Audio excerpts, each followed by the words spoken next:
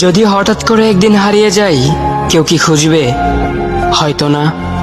যদি আমার আইডি থেকে ভিডিও পোস্ট করা না হয়, কেউ কি মিস করবে? হয়তো না।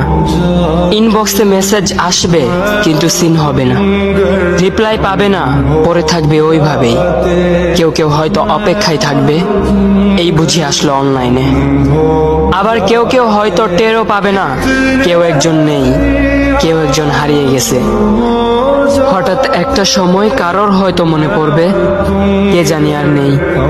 কষ্ট করে নামটা সার্চ করবে, পুরনো ভিডিওগুলো দেখবে আর ভাববে হুট করে কোথায় চলে গেল। আবার কেউ কেউ হয়তো একদিন দুই দিন না পেয়ে ফ্রেন্ড লিস্ট থেকে আনফ্রেন্ড করে দেবে।